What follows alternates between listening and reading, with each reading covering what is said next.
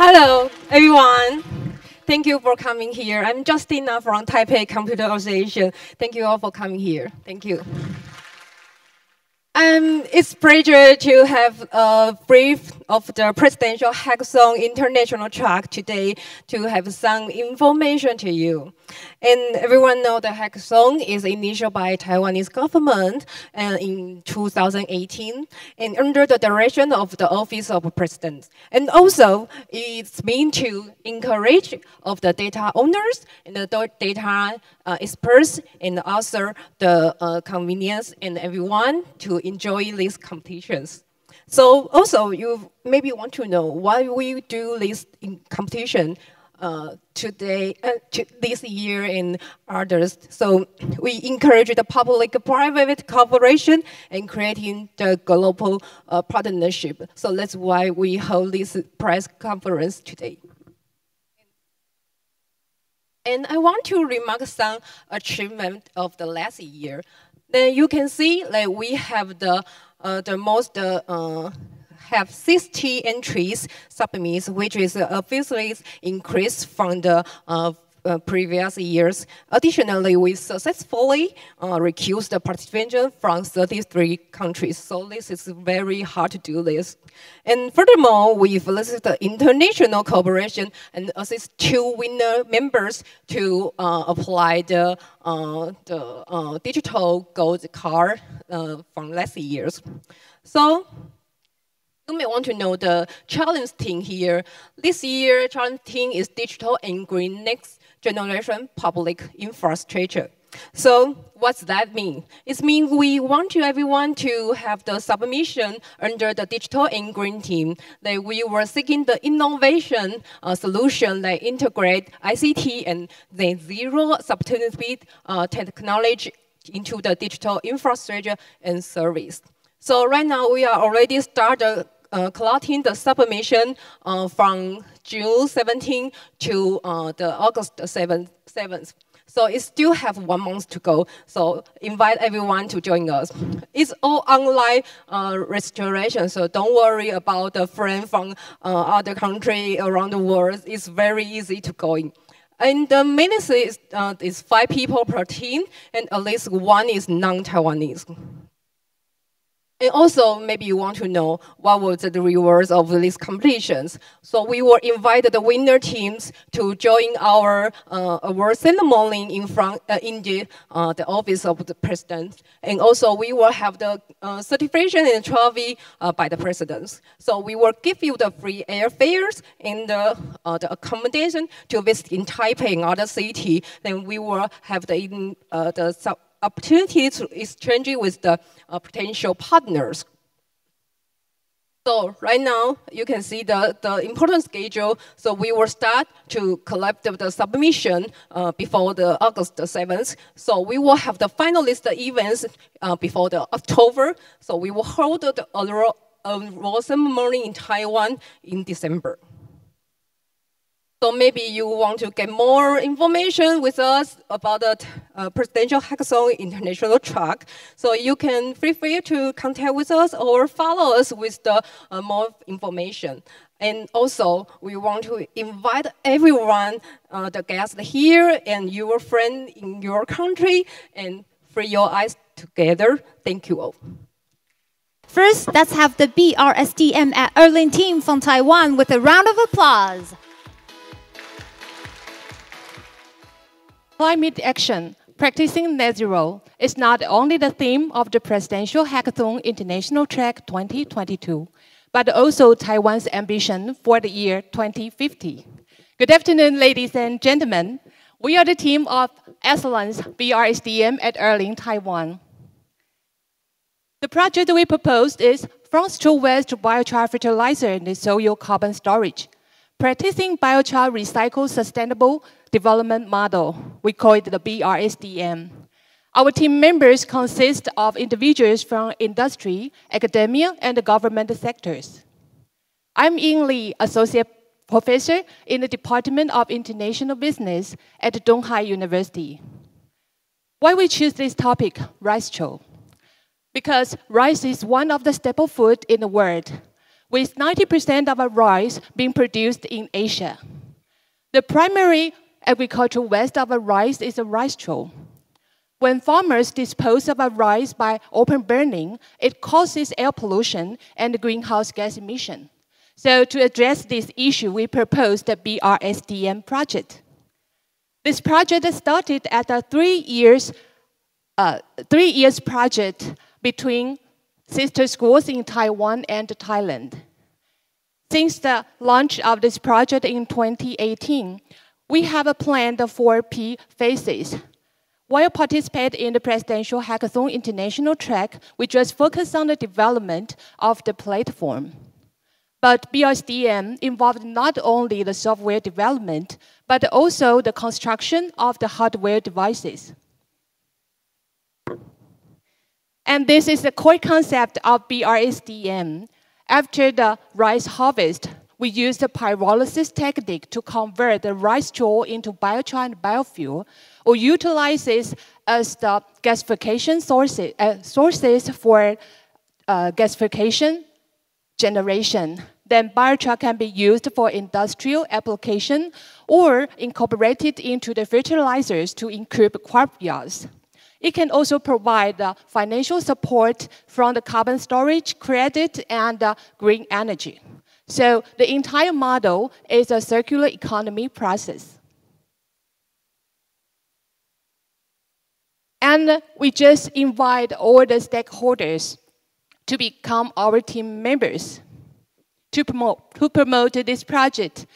And during the working months that we just try to develop the climate-smart agricultural biochar management platform for contract farmer, the next step will develop the platform for the individual farmers. And this is a diagram about the functional table of this platform. Here's the system architecture of the CSABM platform for your reference. You might be curious, why can biochar support net zero action? That's because biochar is a carbon-rich product derived from the high-temperature pyrolysis of a biomass.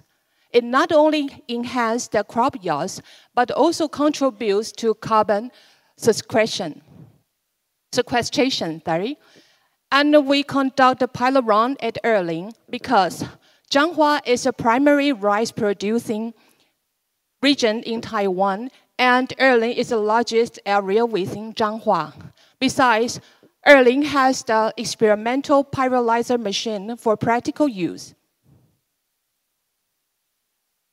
Based on the 17 SDGs, we aim to achieve SDG 2, 12, 13, and 17.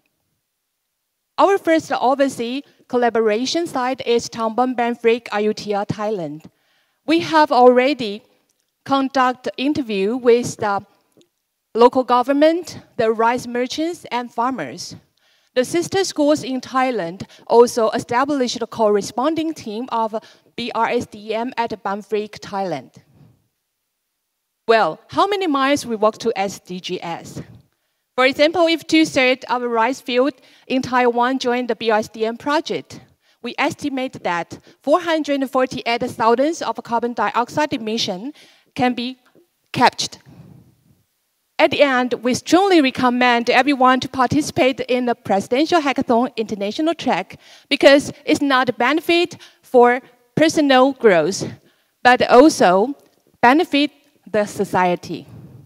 So come and join us for the Presidential Hackathon International track 2024. We are the team BRSDM at Erling, Taiwan. Thank you for your attention. Thank you so much for that inspiration. Please take your seat. Next, let us have the Hyson Tech team from Taiwan and India with a round of applause.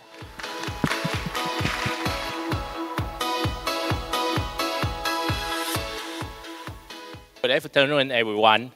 We are Hyson Tech from Taiwan and India. Today, I would like to share how we realize the digital transformation for sustainable aquaculture production. What does this work do? Let's talk from the aquaculture industry. Aquaculture is different from other industry. Fish and shrimps are underwater, so it's naturally hard to see hard to monitor and even harder to measure and control fish growth status. So it is very difficult to scale up the production and need a high labor cost for the fishermen to manage costs. Also, they need to manage a very large risk. So to address this problem, we built Find a Better Fish system. With this system, fishermen can use their mobile phones to track the fish status anytime, anywhere. This system has artificial intelligence to auto-monitor the fish status, measure fish size, auto-control the feeding, and auto-analysis the fish growth trend. Besides, the in-pond water quality and the near-pond environment are also under surveillance. At the fish farm, we use underwater camera together with portable IoT analyzer to capture the underwater image and then transfer the image to the cloud for AI analysis. Then fishermen can use their mobile phone to check the fish status anytime, anywhere. This system can also integrate with water quality detector and the auto feeder for precise feeding.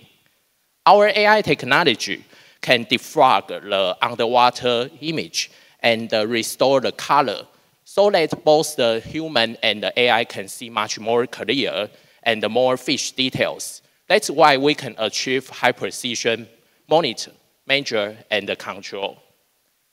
Here, we can see many fishermen are using our system at their inland ponds. For example, quantify the probabilities and calculate feed conversion rate and also select breeding fish. Not only the inland pond, we also apply our system to sea cage farm. With our system, they can real-time check, measure the fish size, and adjust the feeding on board, and no need to use manual check anymore. Find a Better Fish system is a total solution to monitor the fish status, the in-pond water quality, and the near-pond environment. We also support to integrate third-party sensors. This system helps fishermen to understand the water quality in 1 second on their mobile phones. For example, the red is unusual and the green is okay. They can also know the nearby flooding status. For example, the red is flooding and the green is okay. This system helps fishermen to save labor cost, manage risk, and increase the production. There are 2 cases. We can scan the QR code here to watch their sharing, and the more successful story can be found on our YouTube channel. This system can affect 70% of APEC aquaculture production and change 20 million fishermen's daily life.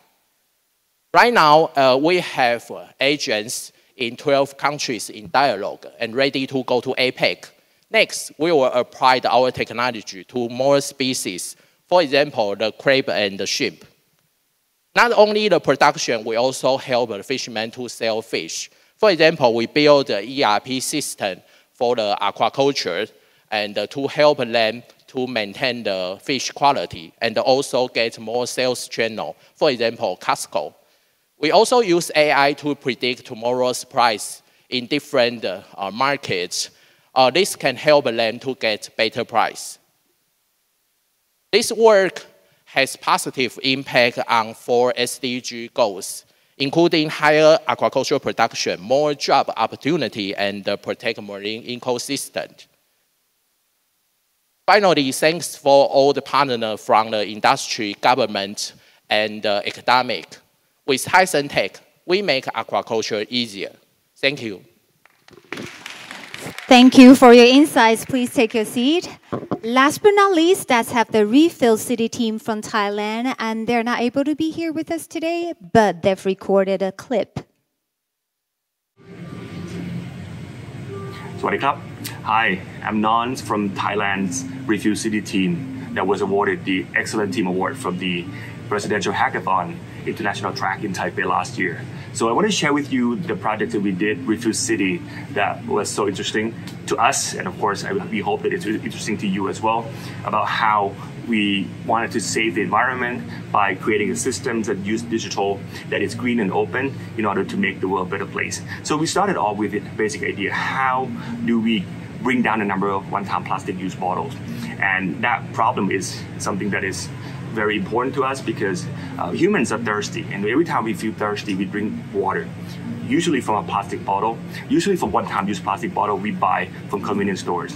And there are many ways to solve the problems. The most expensive way would be to build a factory, to build an incineration factory whereby you can turn all those plastic bottles that are no longer useful into energy. But that is expensive, and that's not the spirit of Hackathon.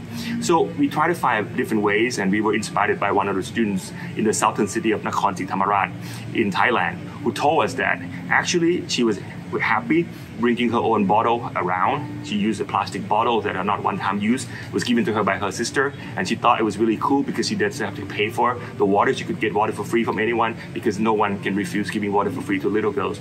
And of course, she feels like she is very special because she doesn't actually create trash to the environment.